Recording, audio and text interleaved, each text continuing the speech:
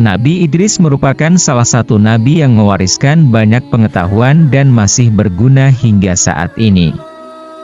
Kenabiannya perlu diimani oleh umat Islam sebagai bentuk takwa atas perintah Allah. Secara garis keturunan Nabi Idris memiliki jarak 6 generasi dari Nabi Muhammad. Urutannya adalah Adam, Syits, Anusi, Kinan, Mihlail, Yarid, baru kemudian Idris. Nama Idris berasal dari kata darasa yang berarti belajar. Sebab Nabi Idris dikenal sebagai sosok yang sangat senang belajar.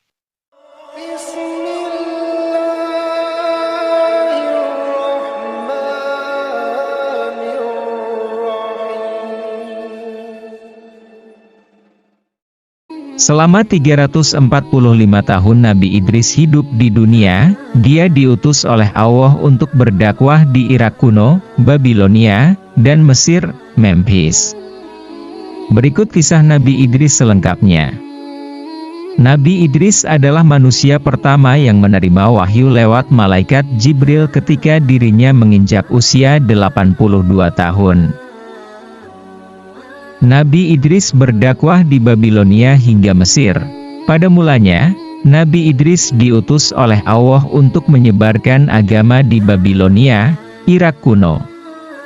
Nabi Idris sendiri merupakan sosok yang rajin beribadah dan beramal saleh seperti halnya yang diceritakan dalam buku Nabi Idris.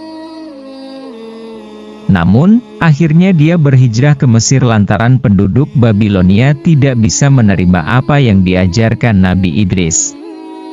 Dalam kehidupan sehari-hari, Nabi Idris dikenal sebagai orang yang gemar bertasbih kepada Allah. Dia juga selalu melakukan perbuatan baik seperti belajar, menulis, dan menjahit. Keterampilan-keterampilan itu perlahan-lahan dia ajarkan kepada kaumnya.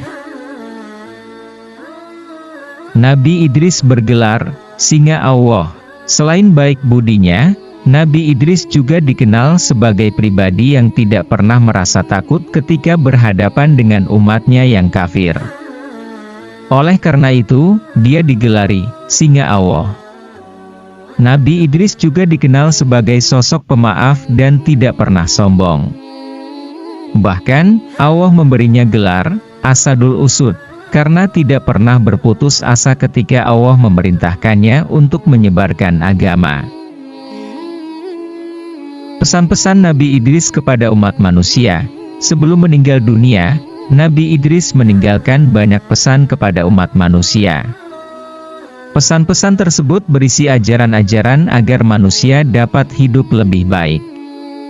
Di antaranya salat jenazah sebagai bentuk penghormatan, karena pemberi syafaat hanyalah Allah sesuai amal dan perbuatan. Dia juga mengingatkan kaumnya bahwa sebesar apapun rasa syukur yang kita ucapkan tidak akan mampu menandingi nikmat Allah yang telah diberikan.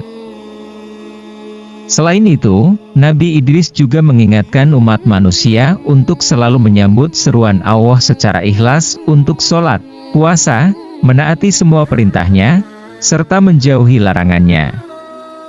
Kemudian, umat manusia juga diminta untuk menghindari hasad atau dengki kepada sesama manusia yang mendapat rezeki. Nabi Idris juga mengingatkan bahwa kegiatan menumpuk harta sama sekali tidak bermanfaat bagi diri sendiri, kecuali membagikan harta tersebut kepada orang yang membutuhkan.